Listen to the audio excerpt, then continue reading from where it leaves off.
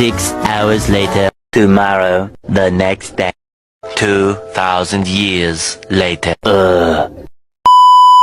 Materi yang pertama terkait pengertian integral tentu.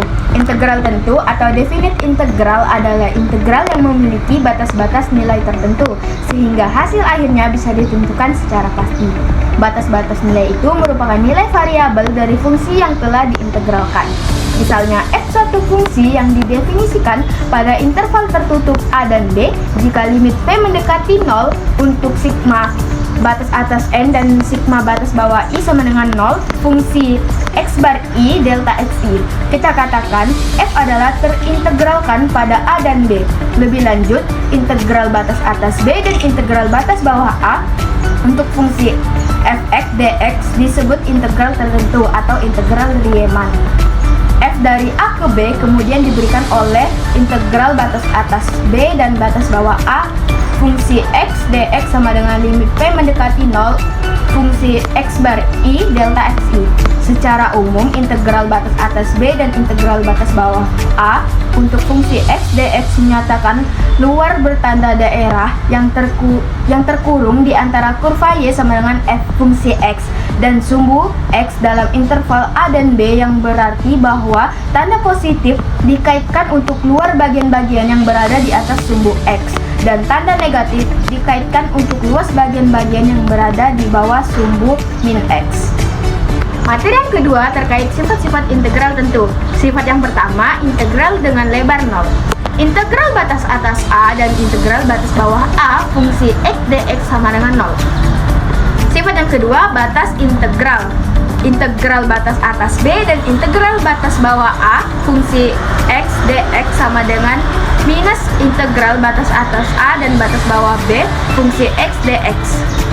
Sifat yang ketiga yaitu perkalian dengan konstanta. Integral batas atas B dan integral batas bawah A untuk konstanta dikali dengan fungsi x dx sama dengan k dikali integral batas atas B dan integral batas bawah A fungsi x dx.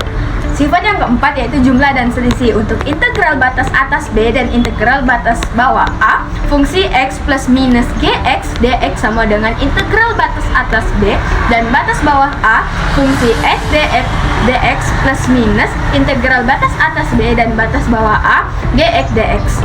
Yang kelima, sifat adaptif. Untuk integral batas atas C dan batas bawah A fungsi x dx sama dengan integral batas atas B integral batas bawah A fungsi x dx plus integral batas atas C dan batas bawah B fungsi x dx dikali dengan A itu harus lebih kecil dari B harus lebih kecil dari C. Adapun contoh soal dalam matematika yaitu di sini kami mengambil contoh soal integral dari 6x kuadrat dx dengan batas atas 2 dan batas bawahnya 0. Jadi penyelesaiannya 6/2 ditambah 1 x pangkat 2 ditambah 1, nah pangkatnya di atas ditambahkan dengan 1, kemudian 6/3 x pangkat 3 dengan batas atasnya 2, batas bawahnya 0. Nah jadi 6 dibagi 3 dapat 2, x pangkat 3 nya diturunkan, masih tetap ditulis dengan batas atasnya 2 dan batas bawahnya 0. Kemudian yang batas atasnya 2 dikalikan, dimasukkan ke nilai x. Jadi 2 dikali 2 pangkat 3 dapat 16. Kemudian dikurang dengan batas bawahnya dimasukkan 2 dikali 0 pangkat 3 jadi 0. Nah jadi 16 dikurang 0 sama dengan 16. Adapun penerapan integral tentu dalam fisika terutama untuk memahami gerak benda saat kecepatan atau percepatan berubah terhadap waktu. Di bidang kinematika, integral tentu digunakan untuk menghitung berbagai besaran gerak yang tidak bisa diselesaikan hanya dengan rumus-rumus dasar. Salah satu penerapan yang paling sering dijumpai adalah saat kita ingin mengetahui sejauh mana sebuah benda berpindah, sedangkan kecepatannya tidak tetap. Jika grafik kecepatan terhadap waktu diketahui, maka perpindahan benda selama selang waktu tertentu dapat dihitung dari luas area di bawah kurva tersebut. Luas inilah yang dihitung menggunakan integral tentu. Dengan kata lain, perpindahan merupakan hasil penjumlahan terus-menerus dari kecepatan terhadap waktu.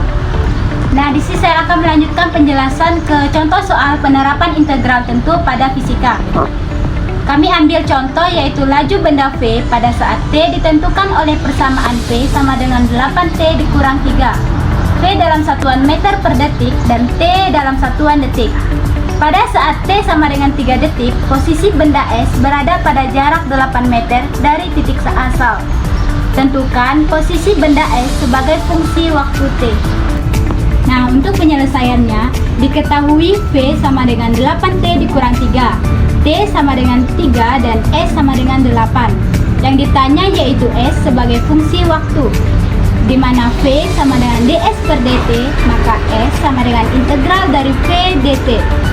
Untuk A sama dengan dv per dt, maka V sama dengan integral A dt. Nah, S sama dengan integral dari V dt, maka S sama dengan integral dari 8T dikurang 3 dt. S sama dengan 4T kuadrat dikurang T ditambah C.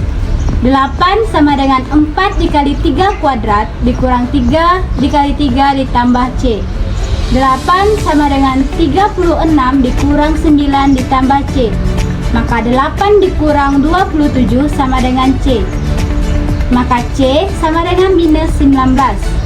Jadi S sama dengan 4T kuadrat dikurang 3T dikurang 9.